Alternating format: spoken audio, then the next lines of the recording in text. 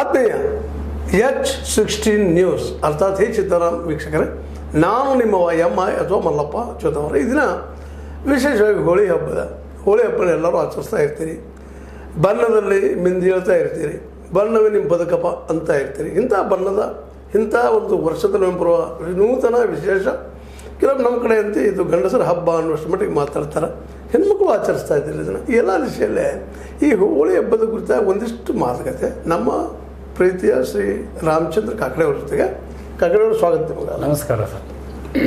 ಈಗ ನೀವು ಈ ಹೋಳಿ ಹಬ್ಬನ ಯಾವ ದಿಶೆಯಲ್ಲಿ ಹೇಗೆ ನೋಡ್ತೀರಿ ನೀವು ಇದನ್ನು? ನಮಸ್ಕಾರ ಸರ್. ಎಲ್ಲ ವೀಕ್ಷಕರಿಗೂ ಹೋಳಿ ಹಬ್ಬದ ಹಾರ್ದಿಕ ಶುಭಾಶಯಗಳು. ನಮ್ಮ ಭಾರತ ದೇಶದಲ್ಲಿ ಅನೇಕ ಹಬ್ಬಗಳನ್ನು ಆಚರಿಸ್ತಾರೆ. ಇವತ್ತು ನಾವು ಹೋಳಿ ಹಬ್ಬ ಆಚರಣೆ ಮಾಡ್ತಾ ಇದ್ದೀವಿ. ಅದರ ಪರಂಪರಾಗತವಾಗಿ ಅನೇಕ ಹಬ್ಬಗಳನ್ನು ನಾವು ಆಚರಿಸ್ತಾ ಬರ್ತೀವಿ. ಅದು ದೀಪಾವಳಿ ಇರ್ಬೋದು, ಹೋಳಿ ಹಬ್ಬ ಇರ್ಬೋದು, ದಸರಾ ಇರ್ಬೋದು, ವಿಜಯದಶಮಿ ಇರ್ಬೋದು, ಪಂಚಮಿ ಇರ್ಬೋದು. ಹೀಗೆ ಎಲ್ಲ ಹಬ್ಬಗಳನ್ನು ಆಚರಿಸ್ತಾ ಬಂದಿದ್ದಾರೆ.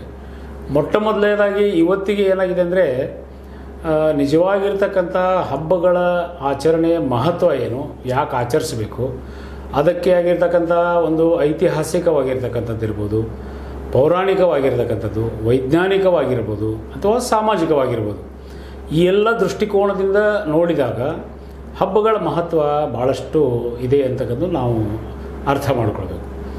ವಿಶೇಷವಾಗಿ ನಮ್ಮ ಪಂಚಮಿಯನ್ನು ನಾವು ಆಚರಣೆ ಮಾಡ್ತೀವಿ. ಪಂಚಮಿ ಹಬ್ಬದಲ್ಲಿ ಅದರದ ಮಹತ್ವ ಏನು? ಪಂಚಮಿ ಹಬ್ಬದ ಸಹ ನಾವು ನಾಗಪ್ಪನ ಪೂಜೆ ಮಾಡ್ತೀವಿ, ಬಸವಣ್ಣನ ಪೂಜೆ ಮಾಡ್ತೀವಿ.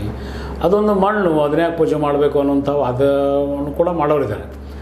ಆದರೆ ಅದರಲ್ಲಿ ಇರ್ತಕ್ಕಂಥ ಭಾವನೆ ಏನಂತಂದರೆ, ಈ ಮಣ್ಣೇ ನಮಗೆ ದೇವರು, ಭೂಮಿನೇ ಭೂಮಿ ತಾಯಿ ಅಂತಕ್ಕಂಥ ನೋಡೋರು ನಾವು.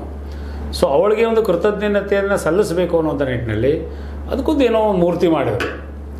ನಾಗಪ್ಪನ ಮಾಡಿದ್ರೆ ಅದಕ್ಕೆ ಹಾಲು ಎರೆದ್ರು, ಹಾಲೆಲ್ಲ ವ್ಯರ್ಥ ಆಗ್ತೈತೆ ಅನ್ನೋರು ಕೂಡ ಇದ್ದಾರೆ. ಅವರವರ ಇಚ್ಛೆಗೆ ಇರ್ತಕ್ಕಂಥ ಮಾತುಗಳು. ಆದರೆ ಸರ್, ಒಂದು ಮಾತಿಲ್ಲಿ ನಾನು ಹೇಳಲಿಕ್ಕೆ ಇಚ್ಛಪಡ್ತೀನಿ. ಅನೇಕ ನಮ್ಮ ಏನು ನಂಬಿಕೆಗಳು ಅಥವಾ ಇವದವಲ್ಲ, ಅದನ್ನು ಪೂರ್ವವಾಗಿ ಅದರದ ಇತಿಹಾಸವನ್ನು ತೆಗೆದು ನೋಡಿದ್ರೆ ಭಾಳ ಮಹತ್ವಪೂರ್ಣ ಇರ್ತಕ್ಕಂಥ ವಿಚಾರಗಳನ್ನು ನಮ್ಮ ಹಿರಿಯರು ಹೇಳಿದಾರನ್ನ ನೋಡಬೇಕು. ಒಂದು ಮಾತಲ್ಲಿ ಹೇಳಕ್ಕೆ ಬಿಡ್ತೀನಿ. ನಮ್ಮ ಭೂಮಿ ಆದಿಶೇಷನ ಮೇಲೆ ನಿಂತಿದೆ ಅಂತಕ್ಕಂಥ ನೋಡಿದಾಗ ಕೆಲವೊಂದಷ್ಟು ಜನ ಅದು ಹಾವಿನ ಮ್ಯಾಗ ಹೆಂಗೆ ಭೂಮಿ ನಿಲ್ತೈತಿ ಅಂತಕ್ಕಂಥ ಒಂದು ವಿತಂಡವಾದನೂ ಕೂಡ ಇದೆ. ಆದರೆ ನಿಜವಾಗಿರ್ತಕ್ಕಂಥ ಅದು ಬರೆದಿದ್ದು ಪೂರ್ವದಲ್ಲಿ ತೆಗೆದು ನೋಡಿದ್ರೆ ಅದರ ಇತಿಹಾಸ ಹೇಗಿದೆ. ಆದಿ ಅಂತಂದರೆ ಮೊದಲು, ಅಂದರೆ ಈ ಭೂಮಿ ಮತ್ತು ಸೂರ್ಯನಿಗೆ ಒಂದು ಕಾಯ ಅಪ್ಪಳಿಸಿದ ನಂತರ ಅನೇಕ ತುಂಡಾಗಿ ಏನು ಬಂತು, ಅದರದ ಒಂದು ತುಂಡು ಭೂಮಿ ಅಂತೇಳಿ ನಮ್ಮ ವೈಜ್ಞಾನಿಕವಾಗಿ ಆಗಿದೆ. ಆ ಒಂದು ಭೂಮಿ ಬಂದು ತನ್ನ ಗುರುತ್ವಾಕರ್ಷಣ ಬಲ ಮತ್ತು ಸೂರ್ಯನ ಗುರುತ್ವಾಕರ್ಷಣ ಬಲ ನಡುವೊಂದು ಸ್ವಲ್ಪ ಗ್ಯಾಪ್ ಇದೆ. ಆದಿ ಭೂಮಿ ಅದು ಆದಿ. ಅದು ಏನು ನಡಕ್ಕೆ ಭೂಮಿ ಗ್ಯಾಪ್ ಇದೆಯಲ್ಲ, ಅದಕ್ಕೆ ಶೇಷ ಅಂತಾರೆ. ಆ ಶೇಷದಲ್ಲಿ ಭೂಮಿಯ ಗುರುತ್ವಾಕರ್ಷಣ ಕಡಿಮೆ ಆದರೆ ಹೋಗಿ ಅಪ್ಪಳಿಸ್ತದೆ. ಸೂರ್ಯನ ಗುರುತ್ವಾಕರ್ಷಣ ಜೋರಾದರೂ ಸಹಿತ ಅದನ್ನು ಎಳ್ಕೋತದೆ. ಆ ಆದಿಶೇಷನ ಮೇಲೆ, ಅಂದರೆ ಆ ಆದಿ ಇರ್ತಕ್ಕಂಥ ಮೊದಲಾದ ಶೇಷ ನೋಡೋದಿಲ್ಲ, ಅದರ ಮೇಲೆ ಭೂಮಿ ನಿಂತಿದೆ ಅನ್ನೋದು ವೈಜ್ಞಾನಿಕವಾಗಿರ್ತಕ್ಕಂಥ ಕಾರಣ ಇದೆ. ಅದಕ್ಕೆ ಏನು ಮಾಡಿದ್ರು ಅಂತಂದರೆ, ನಮ್ಗೆ ಆಗಿನ ಕಾಲದ ಎಲ್ಲ ಜನರು ಎಲ್ಲ ಆಚರಣೆಗಳು ಕೂಡ ಯಾವುದಾದ್ರೂ ಒಂದು ಸಾಂಪ್ರದಾಯಿಕವಾಗಿರ್ತಕ್ಕಂಥ ಮೂರ್ತಿ ಅನ್ಬೋದು ಅಥವಾ ಸಂಪ್ರದಾಯನೂ ಹೀಗೆ ಮಾಡಿದ್ರು. ಆದರೆ ನಾವು ಅದನ್ನು ಡಿಕೋಡ್ ಮಾಡಿಲ್ಲ. ಸೊ ಡಿಕೋಡ್ ಮಾಡಿದರೆ ಇದರೊಳಗೆ ಅರ್ಥ ಇದೆ ಅಂತಕ್ಕಂಥದ್ದು. ಹಾಗೆ ಕೂಡ ನಮ್ಮ ಎಲ್ಲ ಹಬ್ಬಗಳಲ್ಲಿಯೂ ಕೂಡ ಎಷ್ಟು ಆದ ಕೆಲವೊಂದಷ್ಟು ಮೂಢನಂಬಿಕೆನೂ ಇರಬಹುದು, ಆದರೆ ಅದರಲ್ಲಿ ವೈಜ್ಞಾನಿಕವಾಗಿರ್ತಕ್ಕಂಥ ಕಾರಣಗಳು ಕೂಡ ಇದ್ದೇವೆ ಅಂತಕ್ಕಂಥ. ಈಗ ನೀವು ಈ ಹೋಳಿ ಹಬ್ಬದಲ್ಲಿ ಏನು ವೈಜ್ಞಾನಿಕ ಕಾರಣ ಮಾಡಿದ್ರಿ?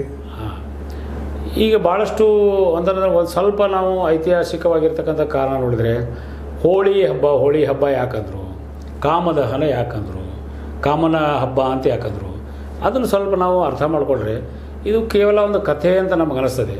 ಪರಮೇಶ್ವರ ತಪಸ್ಸಕ್ಕೆ ಕೂತಿದ್ದ, ಅವನನ್ನು ಎಬ್ಬಿಸಬೇಕಾಗಿತ್ತು. ಅವನನ್ನು ಎಬ್ಬಿಸಿದರೆ ಉರಿಗಣ್ಣನ ಇರ್ತಕ್ಕಂಥ ವ್ಯಕ್ತಿ ಅವ. ಅದಕ್ಕಾಗಿ ಮನ್ಮಥನನ್ನು ರೆಡಿ ಮಾಡಿದ್ರು. ಮನ್ಮಥನಿಗೆ ಪರಮೇಶ್ವರ ಎದ್ದ ತಕ್ಷಣ ಅವನು ಸಾವಿತ ಗೊತ್ತಿದ್ದರೂ ಕೂಡ ಜಗತ್ತಿನ ಕಲ್ಯಾಣಕ್ಕಾಗಿ ನಾನು ಪ್ರಾಣವನ್ನು ಕೊಡ್ತೀನಿ ಅಂತ ಹೇಳಿ ಅವನಿಗೆ ಹೂ ಬಾಣವನ್ನು ಬಿಟ್ಟು ಪರಮೇಶ್ವರ ಲಭಿಸಿದ.